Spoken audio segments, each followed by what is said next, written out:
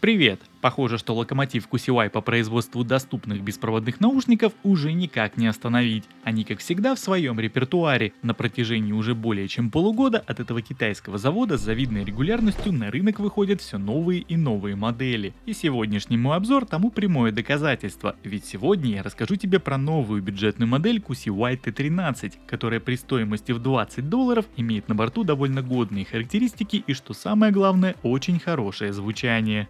Ну и по традиции начну я с внешнего вида. Итак, перед нами обновленная упаковка с уже стандартным набором. Зарядный кейс с наушниками, комплект сменных насадок амбушюр, кабель Type-C и краткое руководство пользователя. На этот раз, по всей видимости для разнообразия, QCY сделали кейс в формате пудреницы. Причем, что характерно, пока я не достал его из коробки, я до последнего думал, что по своим габаритам он будет примерно таким же, как в Halo GT6. Но нет, здесь размер побольше, хотя сходство очевидно. По длине, ширине и высоте новоиспеченный Cradle получается 54 на 54 и на 28 мм соответственно. Вес с наушниками внутри составляет 49 грамм, без 40. На передней стороне по центру встроен одинокий светодиодный индикатор состояния, а в боковой торец установили разъем для зарядки. Внутри кейса между посадочными местами наушников находится физическая кнопка их сброса до заводских настроек. В повседневном использовании, нажав на данную клавишу, по цветам индикации можно примерно понять уровень оставшегося заряда. Зеленым цветом лампочка осветит интервал от 100 до 90%, синим от 90 до 50% и красное свечение будет гореть от 50 до 0%. Ну а емкость встроенного аккумуляторного блока составляет 380 мАч. Несмотря на наличие индикации и встроенной кнопки, подключение наушников к смартфону происходит по изъятию их из кейса. За связь отвечает Bluetooth модуль версии 5.1. В момент сопряжения на наушниках мигают встроенные статусные светодиоды, однако во время работы они гореть перестают. Помимо нового дизайна зарядного футляра, изменения претерпели и сами наушники. Они по-прежнему внутриканальные, но сделаны немного по-другому. И вот лично по моим ощущениям, посадка в них намного удобнее, нежели в предыдущих 10, 11 и 11s. Не то чтобы в озвученных моделях она была плохой, просто теперь есть с чем сравнивать. Форма новых T13 мне понравилась больше. Помимо удлиненного звуковода, который направляет звук точнее, сенсорные области для управления функциями мультимедиа будто созданы для того, чтобы в них тапать. Теперь это широкая и удобная платформа, по которой точно не промажешь. При всем при этом, в силу отсутствия жеста одинарного касания, мисклики здесь сведены к абсолютному минимуму. Мне сложно передать словами, но управлять плеером с наушников стало гораздо удобнее. Из жестов доступны двойные и тройные тапы, а также удержание пальца на сенсоре в течение 1,5 секунд. Последнее действие традиционно переназначить нельзя, и на него зашито переключение треков. Правый наушник проматывает вперед, левый назад. Два остальных жеста можно с легкостью переназначить в фирменной программе QCY, которая доступна для скачивания в Google Play Market. Про нее я рассказывал уже много раз, ничего не поменялось и на этот. Здесь можно выбрать плей-паузу, управление громкостью, как ни странно переключение треков, вызов голосового ассистента и по умолчанию доступен игровой режим. Он здесь никак не подписан и обозначен обычной чертой. И о чудо, наконец-то в QCY догадались вместо системных пиков записать оповещение. В момент активации или деактивации женский голос на английском языке говорит тебе либо Game Mode, либо Exit Game Mode. Так что теперь точно не перепутаешь. В моем игровом тесте в популярных шутерах PUBG Mobile и Call of Duty Mobile я получил интервалы задержки в 160-200 миллисекунд, тогда как в обычном режиме задержка доходила до 400. Отсюда могу сделать вывод, что игровой режим здесь рабочий, и отставание звука действительно сокращается. Пусть и не так сильно, как этого хотелось бы проф-игрокам, но для любителей скоротать время в партийку-другую вполне будет достаточно. За звучание в наушниках отвечают динамические излучатели диаметром 7,2 мм, а за саму передачу звука на выбор доступны аудиокодеки AAC и SBC.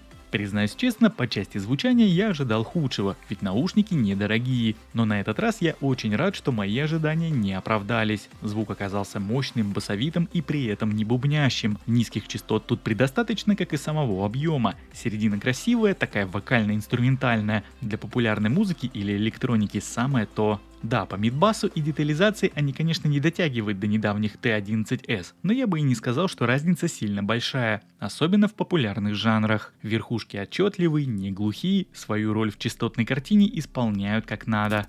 На самом деле очень достойные у Кусевая эти наушники получились. Я бы их назвал даже каким-то таким преемником небезызвестных и очень хитовых Кусевай T5. Это вот такое их, наверное, развитие. Очень классное звучание, прям драйвовое, прям вот я сейчас готовлю поесть и, собственно, вот прям слушаю в этих наушниках сет Армина ван Бюрена и прям вот, прям вообще все по красоте, все классненько. Сейчас ты слышишь, как звучат микрофоны в них, но полноценный тест этих микрофонов будет еще дальше в ролике, но тем не менее, уже вот в комнате можешь услышать, как тебя будет слышать собеседник, если ты будешь, допустим, с ним разговаривать дома в обычной обстановке. Как-то так. По моему мнению, в звуке эти наушники не уступают большинству среднебюджетных моделей от других производителей, а по громкости так вообще превосходят многих. Запас по этой части здесь хороший, возможно максимального уровня громкости многим будет даже с избытком, но свой тест автономности я как всегда делал на 100%, и мой результат составил 5 часов и 35 минут, что по факту не может не радовать, результат действительно хороший. Разумеется, здесь нет датчиков автопаузы, которые часть заряда берут на себя, но зато есть высокая громкость. В большинстве случаев комфортный уровень будет стоять на отметке процентов так в 70, а при таких раскладах часов 7 они точно отыграют. Помимо всего прочего, если даже этого мало, сам кейс поддерживает опцию быстрой зарядки для наушников, и если поместить их внутрь на 5-10 минут, то на дополнительный часок музыкального настроения можно смело рассчитывать. Ну а теперь я предлагаю тебе послушать, как работают встроенные в наушники микрофоны. Итак, у нас на очереди традиционный тест. Проверяем работу микрофонов в наушниках Кусевай T13. Вот таким образом они звучат в закрытой машине. Я сейчас по традиции открываю окна с двух сторон. Ко мне сюда задувают такие вот порывы ветра, то есть такой некий сквознячок создается, шум от дороги небольшой есть от проезжающих машин. Ну и, собственно, ты можешь примерно понять, как тебя будет слушать собеседник при таком сценарии использования. Ну, если ты, допустим, будешь летом проветриваться в машине, открыть окна настежь, и тебе кто-то позвонит. Ну и на очереди у нас второй тест, тест с печкой. Я сейчас выкручиваю ее на максимум вот таким вот образом. Она потихонечку набирает обороты. Уже секунд через 5-6 у меня в салоне будет стоять очень сильный шум. Вот такой вот. Фрагмент этого шума сейчас ты слышишь. Я тебе вставил в ролик специально, чтобы ты посмотрел и послушал, при каких условиях данный тест проводится. Ну и вот так тебя будет слышать собеседник при таком сценарии использования, когда у тебя будет в салоне, допустим, шуметь сильно там печка, обогрев, да, зимой, и ты будешь с кем-то разговаривать по вот этим вот наушникам.